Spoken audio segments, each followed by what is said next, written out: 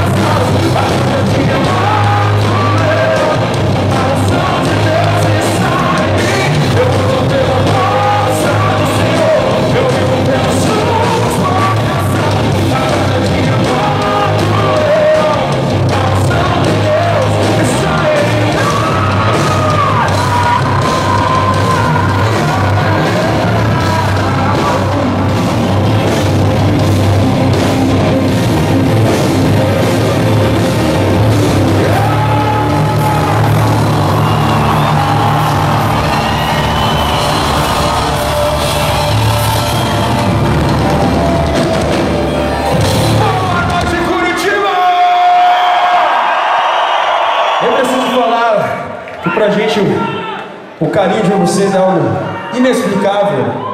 Bom demais estar aqui. E ainda mais agora, lançando o nosso novo trabalho, Histórias da Bicicletas. Quem tá curtindo o trampo aí? A gente espera que além da música, do rock and roll, da diversão, que tudo isso é muito legal, eu sei. Mas acima de tudo, que essas mensagens possam ir de encontro ao coração de cada um de vocês. Do mesmo jeito que tocou os nossos, primeiramente. Então,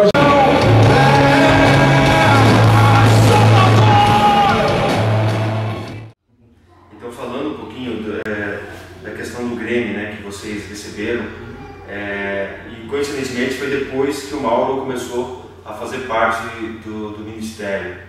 É só que eu entrei aqui, né, Grêmio? Falando um pouquinho disso, como é que é a sensação de receber esse título? Tipo, inacreditável, né? Tanto inacreditável que a gente nem, tipo, nós nos esquecemos de subir ao palco. A gente ficou estático, assim, comemorando, e a mulher, e aí, vamos vir, vem aqui receber uma parada aqui. A gente não esperava, entendeu? A banda já era a terceira indicação, e nem eu, quanto mais eu, né? Mas novato de tudo, né? Eu não duvido, não vai acontecer. E de repente, cara, a gente brincou, né? A gente chegou ali em Los Angeles e a gente brincou. Só falta a gente ganhar só porque você acabou de entrar. Não, o Duca virou pra mim, eu lembro que assim, aí ele olhou assim, ixi, agora tu vai ficar metido demais, não vai? Cara, bênção de Deus, cara, não tem o que falar, né? A gente tava voltando do Japão, né? Tava voltando do Japão. Você entrou na banda, a gente foi pro Japão, só falta ganhar o Grammy agora. Nossa, fica metido, ganhamos o Grammy. Tá certo. Las Vegas. Las Vegas, né? Las Vegas, é verdade, desculpa. Las Vegas. Verdade. Mas foi bom. Foi Las Vegas. Foi Las Vegas, é verdade. Foi muito bom. Só não pergunto o que aconteceu depois, porque não aconteceu nada. E o que mudou? O que mudou? As pessoas perguntam, né? Ganhamos o Grammy. Ganhamos o Grammy. Tem algo que eu acho que é legal pontuar. A mídia no geral, fora do gospel, de uma certa maneira, nos olhou com outros olhos. Porque é fato. A pessoa olha e fala, banda gospel, tal, não sei o que, beleza. Agora, a banda gospel, Grammy Latino, existe um respeito um pouco maior. Isso é muito bom, porque de certa maneira abre portas. Abre portas. Deus sabe de todas as coisas, mas a gente foi um presente. O maior resumo de tudo, foi um presente de Deus. De fato, você que está assistindo, pelo amor de Deus, ninguém está desmerecendo aqui nada. A gente é mó grato a Deus. Porque a gente tira sarro de tudo. A gente brinca com tudo, entendeu? Essa é uma forma de brincar, mas de maneira alguma, alguém que está menosprezando o fato de ter ganhado o Grammy ou qualquer outros que nós ganhamos, né? Isso realmente a gente agradece, a gente brinca porque nós somos assim, nós vivemos assim, mas de fato a gente só tem a agradecer mesmo a Deus. Primeiro, a oportunidade que Ele nos dá de fazer o que nós amamos, segundo, de sermos literalmente honrados pelo que nós fazemos. Então, sabe, obrigado. Falando um pouquinho do CD Histórias e Bicicletas, como é que começou a ideia e explanando a criatividade de Deus nas suas vidas para esse CD em especial? Esse CD ele tem uma história atípica, eu creio, assim. Todos os CDs do Oficina de 3, por mais que eu não tenha participado, né, na maioria, mas eu acredito assim, que sempre relatou a experiência de vida de cada um, com Deus, com certeza. A história é muito grande do Oficina de 3, né? Mas esse CD, assim, que vamos dizer assim, que eu participei mesmo desde o início, porque depois da guerra entrei na metade do processo, né? Foi um CD assim, que ele começou em meio a situações complexas das nossas vidas, assim, né? Eu falo por mim mesmo, que estava com minha esposa no hospital quando a gente começou. Minha esposa estava começando a fazer o tratamento de quimioterapia quando a gente começou a compor o CD. Então, assim, a minha vida era só ir para o hospital, ficar com ela e compor o CD, fazer show com a banda e ficar no hospital, era isso. Então, imagina, né? Tanto de coisa que a gente estava, eu basicamente posso falar por mim, né? Que estava passando, coisa que passava na minha cabeça. Então, a gente sentou nesse momento para compor o disco. Levou cerca de, sei lá, 2 anos, um ano e pouco, né? Para a gente terminar tudo. E foram momentos interessantes, assim, porque a gente sempre se reunia, né? Todo mundo ia lá para casa da banda, que a gente tem uma casa lá, em São Paulo, e a gente se reunia, sentava para compor, e era incrível como uma coisa fluía, assim, vinha de Deus, sabe? As letras, porque a maioria das músicas não tinha letra, tinha no máximo alguma ideia, né? E a gente, vamos falar sobre o que nessa música? E, cara, era fácil, assim, sabe? Fluía, e a gente vê que isso era um mover de Deus, assim, porque não é fácil compor. Ainda mais um monte de cabeça junto, não é fácil não. Então, assim, cada música relata, de fato, a vivência não só da minha experiência, né, que foi complexa e tal, mas de cada um, assim, tem de tudo. Ontem mesmo eu estava no carro conversando com o Luca, a gente estava falando sobre uma letra de uma música que a gente quase não fala, porque a gente sempre fala muito da Descanso, né, que é a música que eu fiz com minha esposa no leito do hospital, e a gente estava falando de não ser. O refrão dela eu acho muito forte, assim, falando, nossa, que música tão forte, né? Ou seja, porque a música ela relata uma pessoa que quer ser quem não é, o tempo inteiro. né? Ou seja, o ser humano tem muito disso, né? De querer ser o que ele não é. Só que a música fala, o refrão fala, pô, mas aquele que é Jesus Cristo, ele é o Filho de Deus, ele se fez o menor. Né? Então, ou seja, tudo isso foi de coisas que a gente foi acontecendo nas nossas vidas, foi uma época difícil, né? E o mais interessante de tudo foi a questão de como Deus trabalhou em nossas vidas, na questão da superação das situações, assim, sabe? E assim, graças a Deus, assim, a gente passa problema como todo mundo, como qualquer ser humano e tal.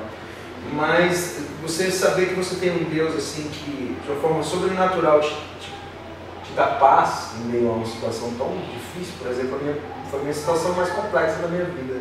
Espero não passar de novo, né? Por isso, mas ao mesmo tempo que foi complexo, que eu estava pensando isso hoje no ônibus vindo para cá, que foi difícil demais, assim, nossa, é uma dor muito grande, né? Você se vê assim, rendido, né? Tipo, o que eu posso fazer? Você faz de tudo, mas não é o suficiente, né? E aí de repente Deus começa a agir de uma maneira extraordinária, te proporcionando uma paz, a tal da paz que excede todo entendimento, e ao mesmo tempo passando isso para outras pessoas, sabe? Você se vê na situação onde normalmente as pessoas ficam com dó de você, mas aí quando as pessoas vão te visitar no hospital, no caso eu e minha esposa, as pessoas saíam transformadas, assim, por ver como a gente encarava isso, porque via Deus na gente, entendeu? Então, todas essas letras, ela tem a frustração, porém tem toda a resolução do Espírito Santo, sabe? Todas essas canções, assim. A questão de histórias de bicicletas, né? História já fala tudo, já disse um monte de história aqui, né? E a gente foi para Londres, gravou esse disco lá, foi um negócio bem louco, foi um CD produzido por nós. O primeiro CD da história do Oficina de Letras, produzido pela banda mesmo. E surgiu essa oportunidade inusitada de ir para Londres, o sonho de qualquer banda ir para fora gravar. E a gente alcançou o resultado que a gente almejava e tudo mais. E o lance da bicicleta surgiu a partir do momento que a gente andava muito de bike em Londres. A galera lá não muito de bicicleta, né? Era mais ecológica. Então a gente ia de bike para o estúdio, todo mundo imagina, uns 10 caras, assim, que tinha equipe também, a gente mais a equipe que estava com a gente, e todo mundo ia e voltava para o estúdio de bicicleta. Aí começou essa história, mas aí a bicicleta ela tem um plano de fundo muito rico, se você parar para pensar, porque quando você anda de bicicletas, é um momento de comunhão e de encontro, né? Que também tem uma música chamada Encontro no disco. É um dos subtítulos do disco também, que tem o subtítulo Reflexões, Encontro e Esperança. E foi um momento de reflexão para todo mundo, né? Ao mesmo tempo que é um momento de descontração, é um momento de comunhão, é um momento em que você compartilha seus problemas, as suas frustrações e ao mesmo tempo encontra um conforto ao outro em Deus, né? Então, Histórias de Bicicletas é um emaranhado dessas coisas aí. Glória a Deus. Então, para encerrar, vocês gostariam que as pessoas soubessem algo a respeito do Oficina G3, que às vezes o público não sabe, normalmente não sai na mídia?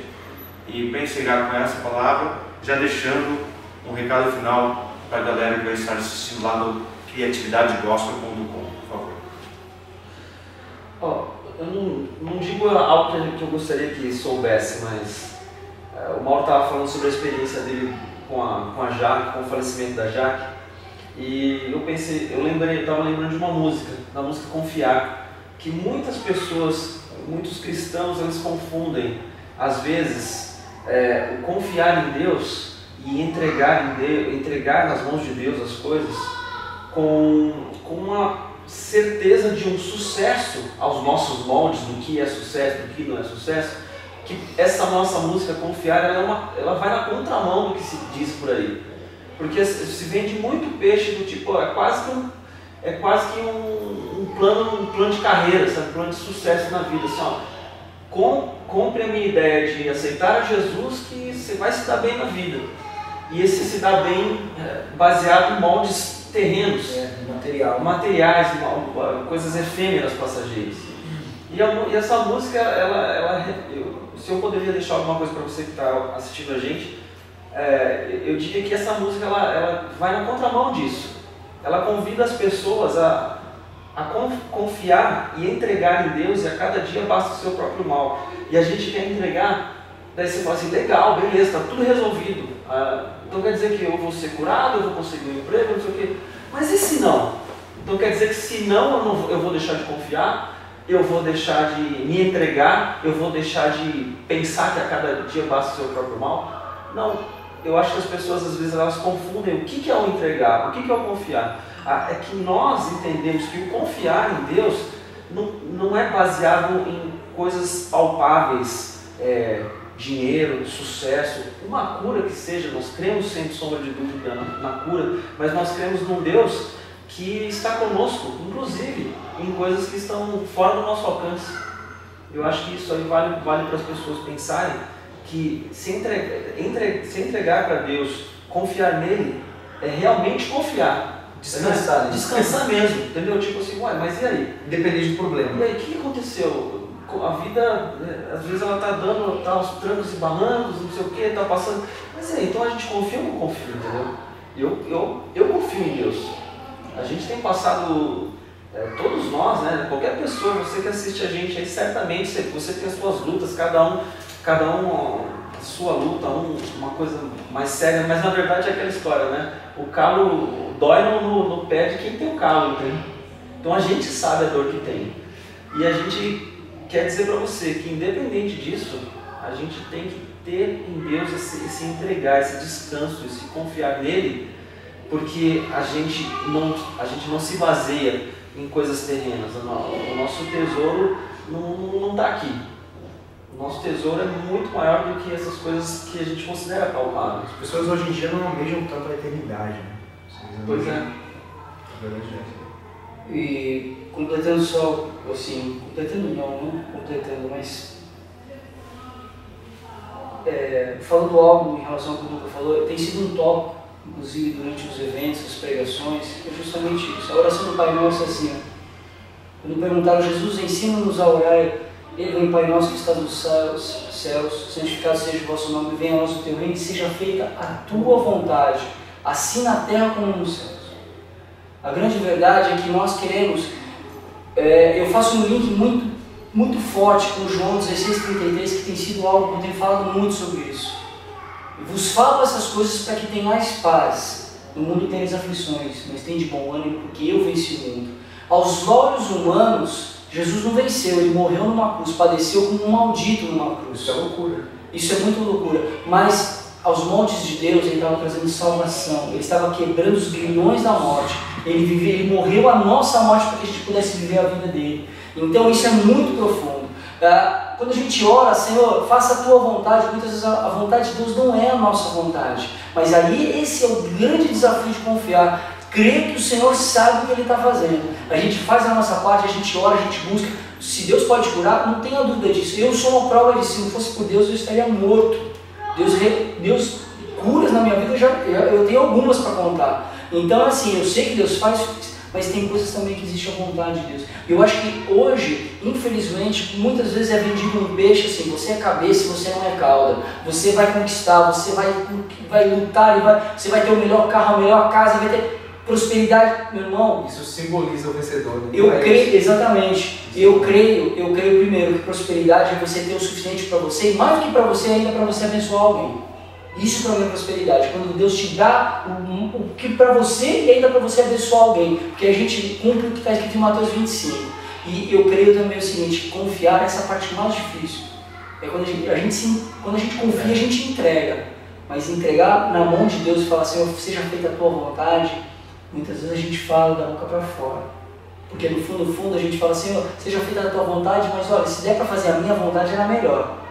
Então isso é um grande desafio, eu falo para mim, isso é um grande desafio, mas esse é o nosso desafio como cristãos. E a gente, como foi falado aqui, nós somos peregrinos nessa terra, a gente é passageiro. Um dia a gente veio e um dia a gente vai embora, mas a nossa riqueza não está aqui, como o Duca disse. Nosso tesouro está lá onde o ladrão e a traça não pode corroer. É isso que nos espera. Essa é a utopia, que para muita gente é a utopia cristã, mas essa é a nossa fé, que há 25 anos aí a gente tem falado dela e é o que a gente vive. É isso aí. Glória a Deus.